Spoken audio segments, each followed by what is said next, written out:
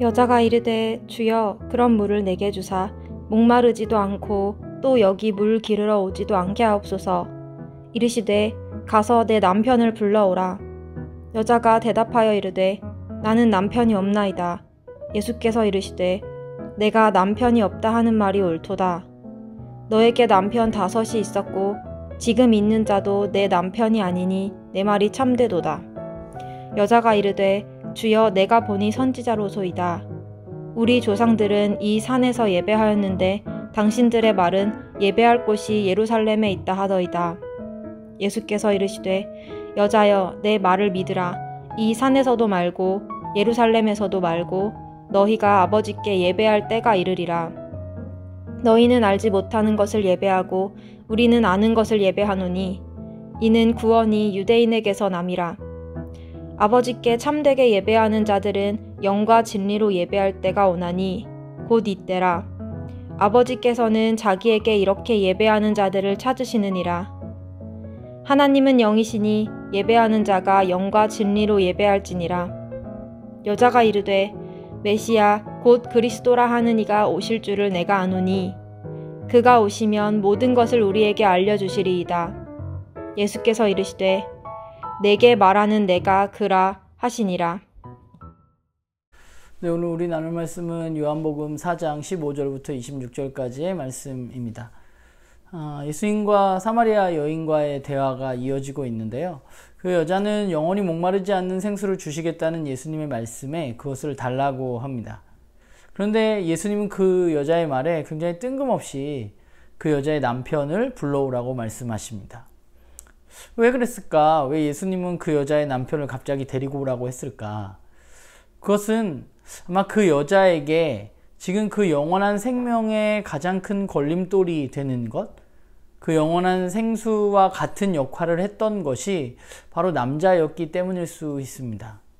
예수 그리스도로부터 오는 영원한 생명이라는 것은 그냥 얻어지는 것이 아니라 자신의 문제를 직면할 때 그것이 가능하고 거기서부터 시작되는 것입니다.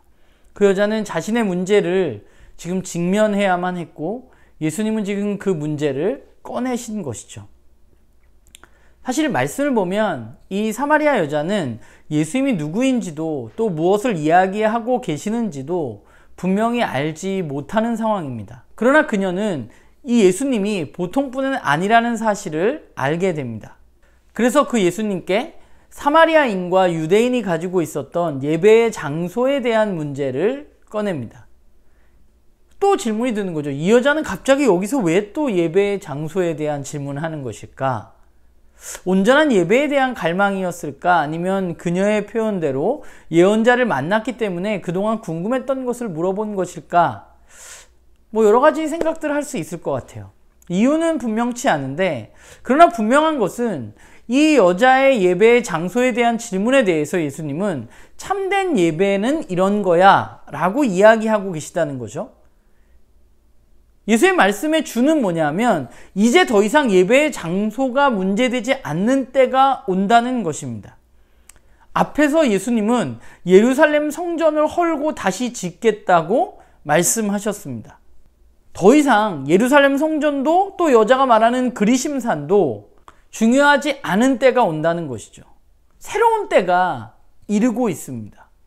참되게 예배 드리는 사람은 이제 영과 진리로 예배 드릴 때가 온다고 주님은 말씀하십니다. 그리고 그때가 언제냐? 바로 지금입니다. 장소의 문제가 아니라 예수 그리스도를 통해서 하나님을 만나고 하나님을 예배하게 된다는 것이죠. 영과 진리로 예배한다는 것은 결국 구약의 제사 제도가 아니라 예수 그리스도를 통해서 영과 진리로 하나님께 예배하는 새로운 시대가 올 것이라고 주님은 말씀하고 계신 것입니다. 그리고 지금 그 일을 시작하신 그분이 이 여자 앞에 있는 것이고 그분은 바로 메시아이신 예수님이십니다.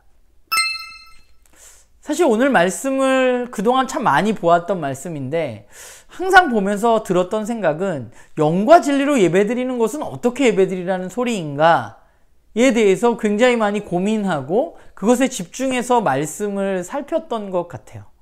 어떻게 하면 정말 참된 예배를 드릴 수 있을까?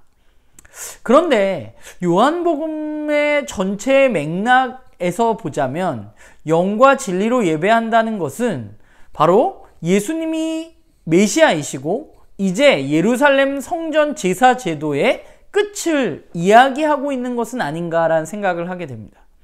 이제는 예수 그리스도를 통해서 하나님을 예배하는 때가 이르는 것입니다.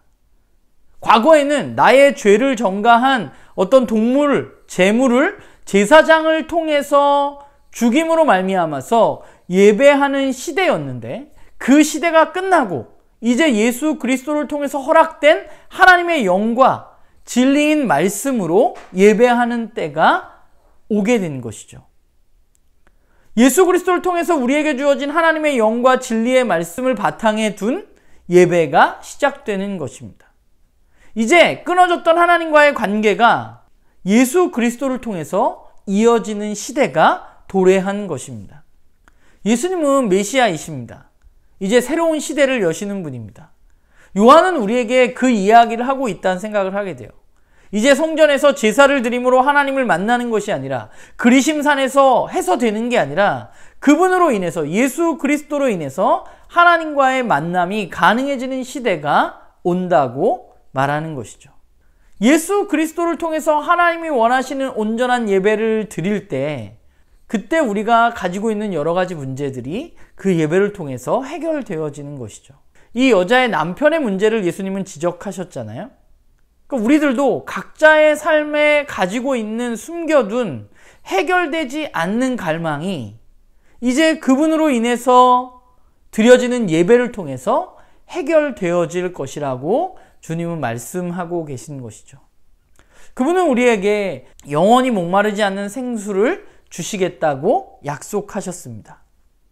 이제 우리가 해야 할 일은 우리 각자가 가지고 있는 우리의 삶의 문제, 숨겨둔 문제를 그분께 꺼내고 그분으로부터 주어지는 영과 진리로 하나님을 만나고 그 하나님이 주시는 것들을 누릴 수 있는 것이죠.